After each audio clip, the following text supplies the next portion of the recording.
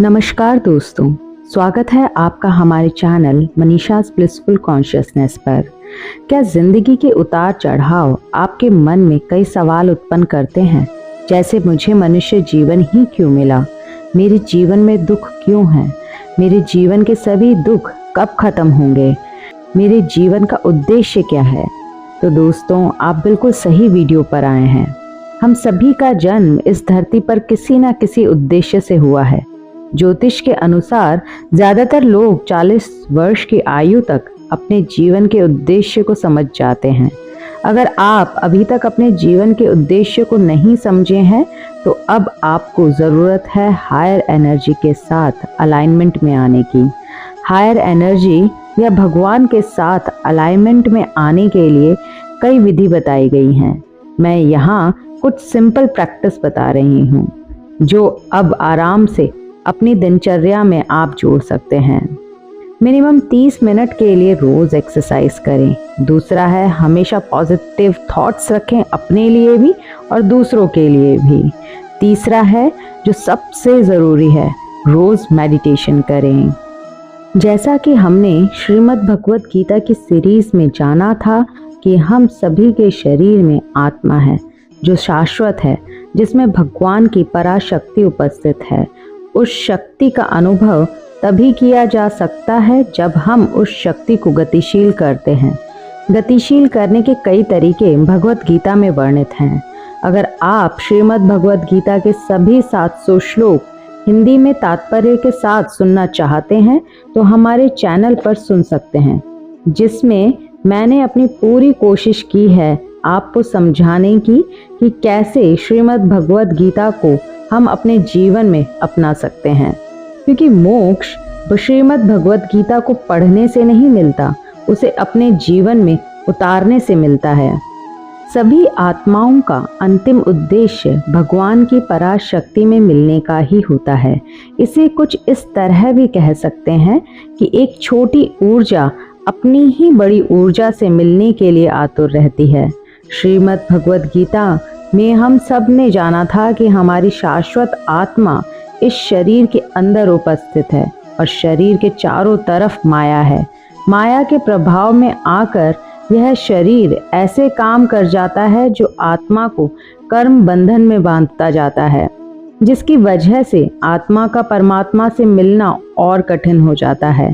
जीव को बार बार इस धरती पर जन्म लेना पड़ता है। माया को अपने आसपास कई रूपों में देख सकते हैं। माया के कुछ रूप power, money, name, fame, pleasure भी आते हैं। श्रीमद् भगवत गीता में कृष्ण ने साफ साफ समझाया है कि आपके इस जन्म के कर्म और जीवन के अंतिम समय के विचार आपके पुनर्जन्म या मोक्ष का चयन करते हैं। पुनर्जन्म और मोक्ष को समझने के लिए आज मैं आपको 2 उदाहरण दे रही हूँ, राजा जड़ भरत और अजामिल का।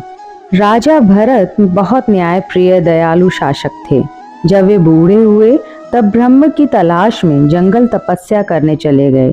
एक दिन उन्होंने देखा शेर एक हिरनी के पीछे दौड़ रहा है, और जैसे ही हिरनी ने छलांग लगाई नदी को पार करने के लिए, उसने एक बच्चे को जन्म दिया और खुद हिरनी मर गई।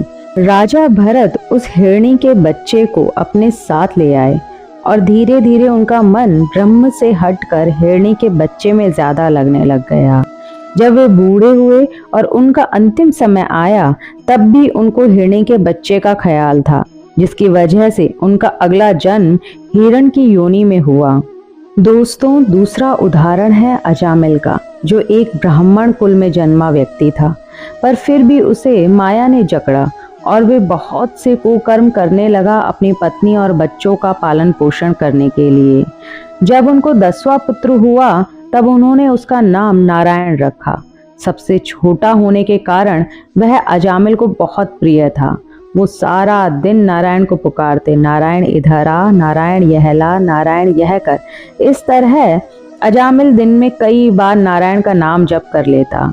जब अजामिल का अंतिम समय आया, तब भी उसके मन में अपने पुत्र नारायण का ख्याल था और वे नारायण नारायण पुकारने लगा। यह सुन भगवान नारायण ने अपने दूतों को भेजा, यम दूतों को अजामिल ले जाने से रोकने के लिए। जब दोनों तरफ के दूतों में बड़ी बहस होने लगी तो स्वयं नारायण ने आकर यमदूतों को वापस भेजा और इस तरह अजामिल को भगवान नारायण के दर्शन हुए। इन दोनों उदाहरणों से आप यह समझ सकते हैं कि अंतिम समय में भगवान को याद करने से कैसे मोक्ष प्राप्ति होती है। पर दोस्तों, अंतिम समय में भगवान को याद करना आसान नहीं होता, क्योंकि अंतिम समय में तो जो छूट रहा है वह याद आता है। आप जिसे अपनी उम्र भर की कमाई समझते हैं, जैसे मान, प्रतिष्ठा, पैसा, रिश्ते आदि, वह तो माया द्वारा रचित हैं। जब यह छूटता है तो आपका मन बेचैन होने लगता है। भगवान तक तो आपका मन पहुंच ही नहीं पाता। भगवान अंतिम समय में याद आए, उसके लिए अभी से प्रैक्टिस करनी होगी कृष्ण को याद करने की। श्रीमद् भगवद गीता में भगवान कहते हैं कि अपने कर्तव्यों को इस तरह करने चाहिए जैसे वे भगवान के लिए कर रहे हैं। ऐसा करने से आप अपने कर्तव्यों को परफेक्टली परफॉर्म करने की कोशिश करते हैं। सभी शरीर में आत्मा है और सभी आत्मा में परमात्मा की पराशक्ति है। जब आप यह ध्यान में रखकर कर्म करेंगे तो कर्म फल की इच्छा नहीं रहेगी आपके मन में।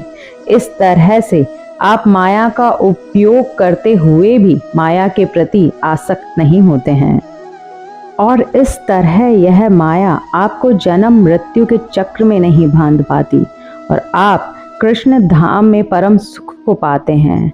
दोस्तों, अगर आपको वीडियो पसंद आया हो तो वीडियो को लाइक करें, चैनल को सब्सक्राइब करें और वीडियो को शेयर करें। हरे कृष्णा।